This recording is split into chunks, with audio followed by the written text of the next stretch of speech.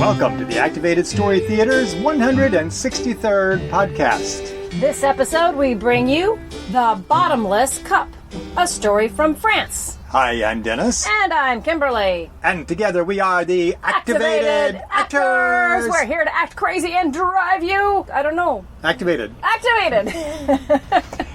We are in Springfield, Massachusetts. Yes, home of Dr. Seuss, and also this is where the YMCA invented basketball. Somebody at the YMCA invented basketball. Yeah, somebody at the YMCA invented basketball.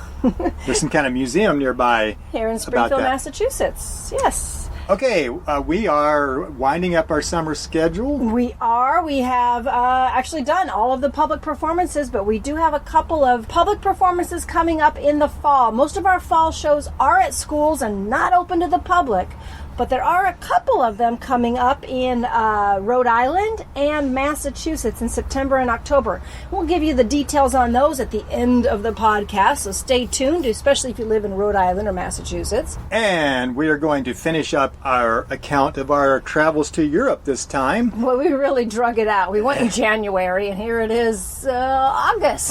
And still talking about it. But boy, it was fun, and worth talking about. Maybe we can keep talking about it until we go back.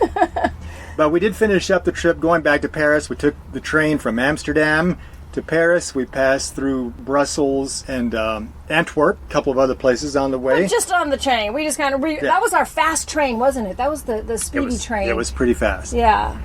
And so just everything whizzed by pretty fast on that one. So we got back into Paris at about noon on a Sunday, and that was a free day at the Louvre Museum, so we decided to go and stand in the long winding line with everyone else. Yeah, everybody knew it was free day, so I think we spent about 2 hours in the line. Yes, and maybe an hour inside the museum. Yeah, and just elbow to elbow, people, but we got to see the Mona Lisa. Yes, we did get to see the Mona Lisa finally, although you can't get any closer than about 10 feet. No, it's kind of disappointing, really. You can't actually see the brush strokes up from that far away, but we did see it.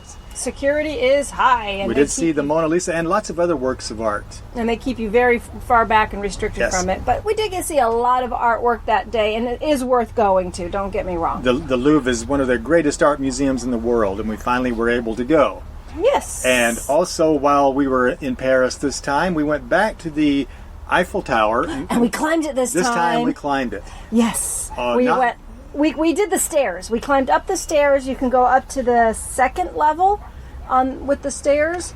And you can go take an elevator, but we decided not to do that. We wanted to climb. More fun to climb it and say you did it. It was a cold, windy day, but still a lot of fun. And they actually have an ice skating rink up there. On the second level of the Eiffel Tower. Or maybe it's the first level, and because you look down from it from the second level. I don't know. It's on the first floor. It's up pretty high anyway. And they have a restaurant up there.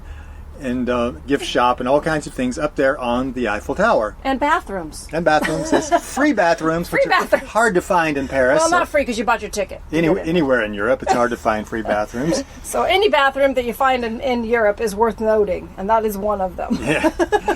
Although there's actually one by the carousel just across the street from the Eiffel Tower. Shh, don't tell anyone. Don't tell anyone. That's another free one. It's in the park. And also in Paris, we went to a museum of musical instruments that was just fabulous. And I went in. I'm not much of a musician. Dennis is our musical genius here. But I can turn on the radio and I can sing a song when nobody's listening. But I actually enjoyed it a lot more than I thought I would. It was very interesting. Historical instruments that I didn't know existed. And even I didn't know some of them existed. And some of them I knew about but had never seen before. Mm-hmm. They go back many centuries. In fact, there are a couple of instruments that are more like a couple of thousand years old. Yeah. And some things that you never see or hear about, like an octabass. Someone made what's called an octabass about maybe 150 years ago. And an octabass is a bass fiddle that is about 10 feet high. It is huge. Oh, that was the really, really, really big bass that is like, you need a giant to play it. Yes, absolutely huge. Yes. Yeah, that was neat. There was also lots of lutes and pianos and organs. And a theremin I was going to talk about the theremin. Oh, okay. Talk about the theremin. And there was a theremin, which is kind of futuristic, even though it was made, I guess, in the 60s is when it... More like the 50s. 50s? Well, actually, I think it was invented in the 20s. Oh. But it was very popular in the 50s. It got popularized in, the late 50s, 60s. They used it in the soundtrack of a lot of science fiction movies. And if you want to hear what a theremin sounds like and you don't recall any of these old science fiction movies, listen to the Beach Boys song, Good Vibrations. Yes, but I'm sure you've heard a theremin before, even if you don't know what it was called.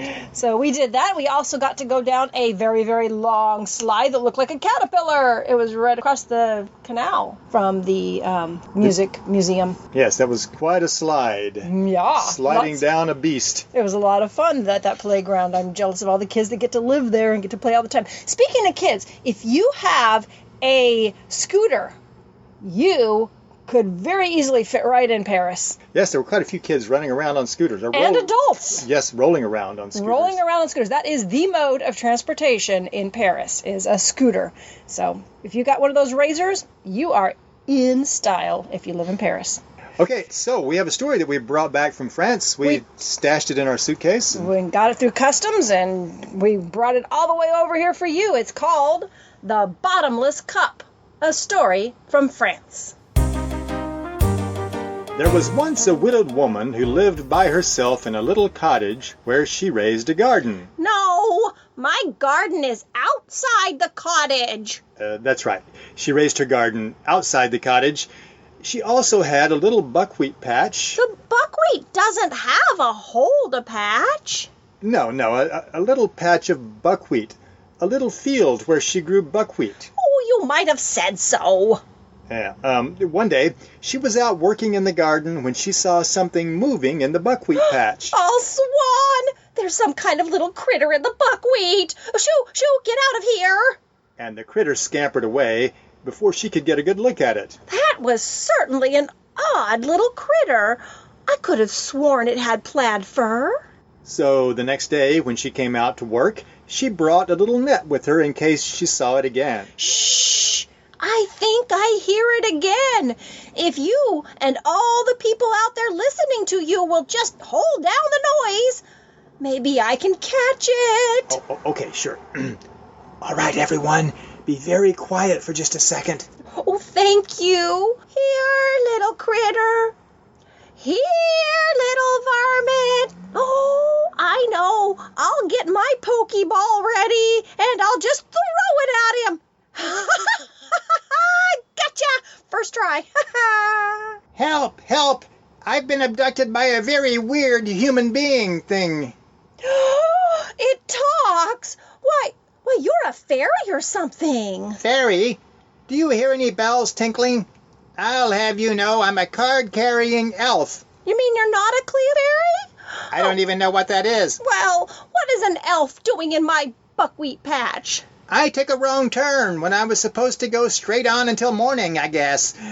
Actually, Wait a minute. Your hat is full of buckwheat. Ooh, are you trying to steal some of my buckwheat? No, I wasn't going to steal it.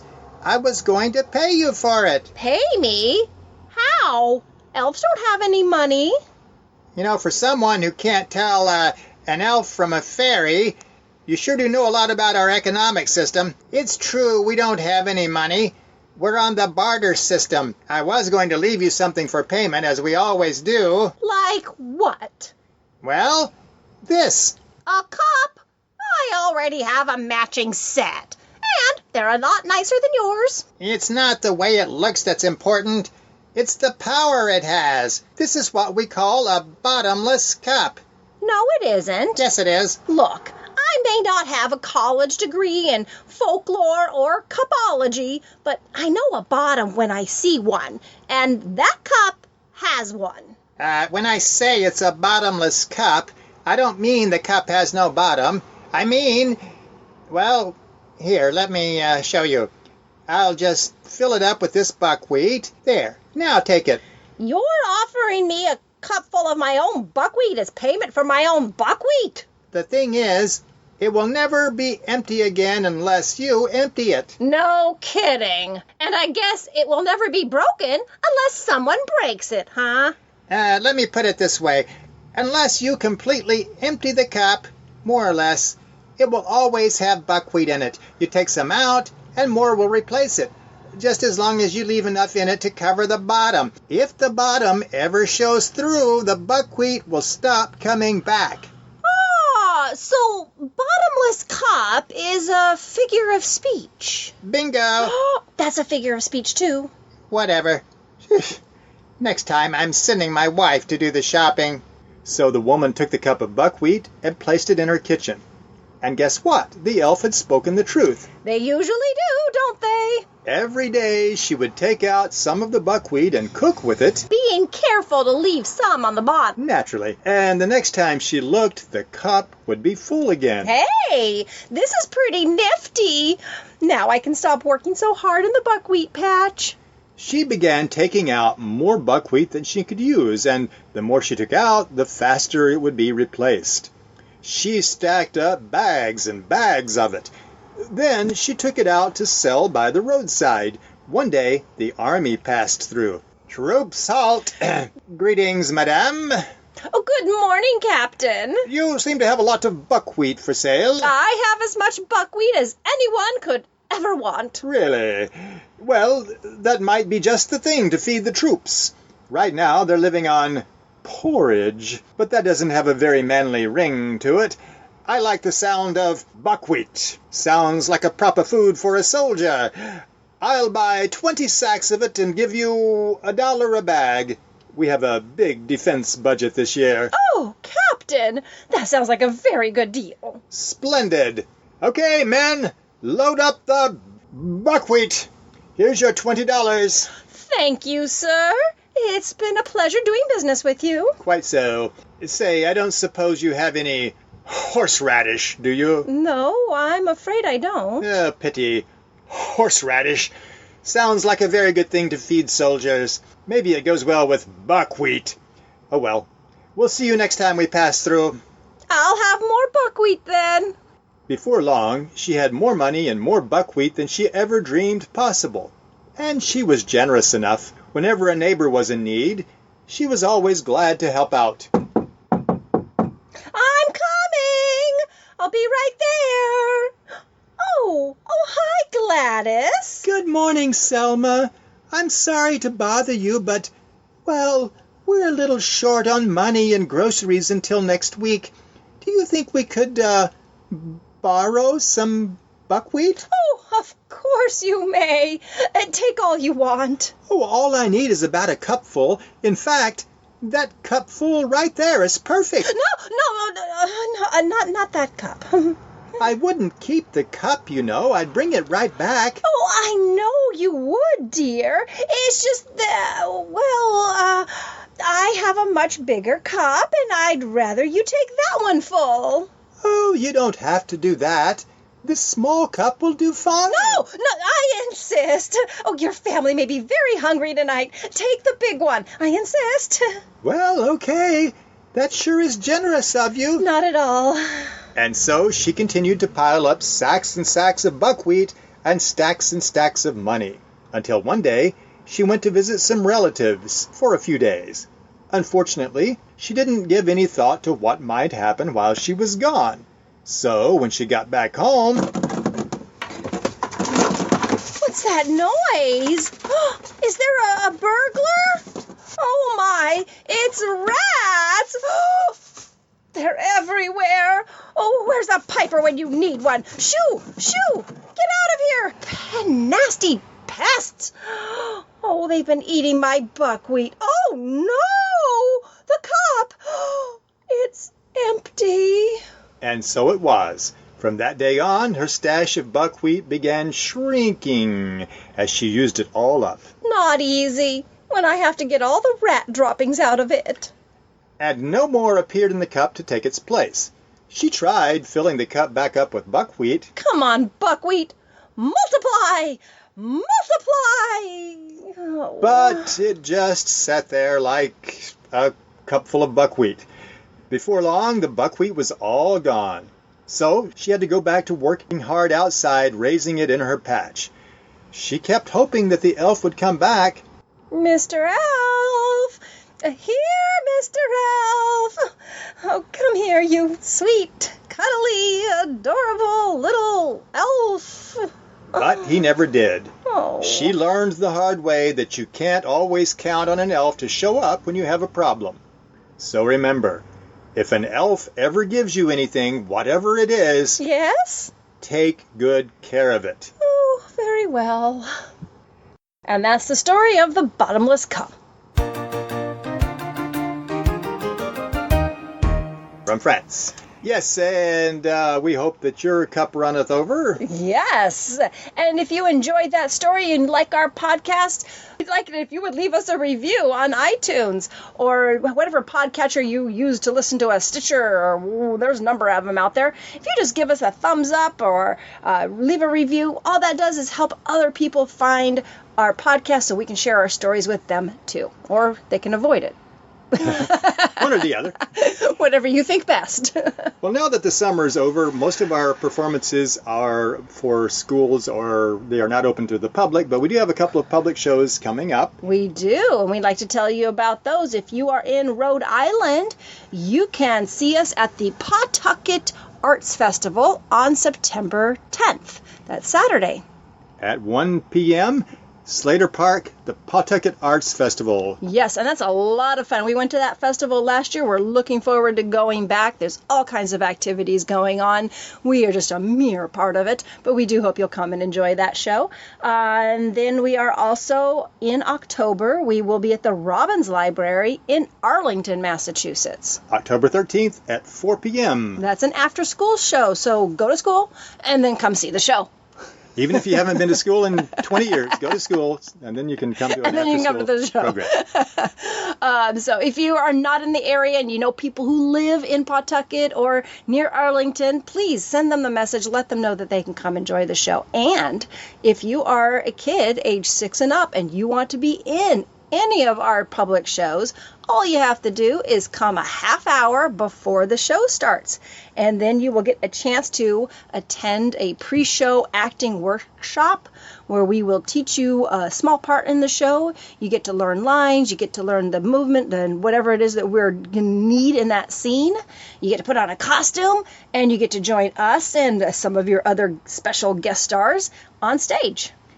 Okay, I guess that about wraps it up for this time. Yes, it does. Until next time, remember to practice your theremin. And make sure that if you catch an elf, that you take really good care of any gifts that they give you. Absolutely. And stay activated. Yes. Catch you next time. Bye. Activated Story Theater is committed to bringing fun, educational shows to schools and libraries nationwide. On stage, we use physical comedy, American Sign Language, imaginative props, and a giant, oversized book to bring multicultural folktales to life. For booking information, check out our website, activatedstorytheater.com, where you can also find out when the activated actors will be performing near you. Read a story, or order one of our audio CDs. You can subscribe to this podcast on iTunes or listen on Stitcher. We look forward to your comments and folktale suggestions. Stay activated. Until next time.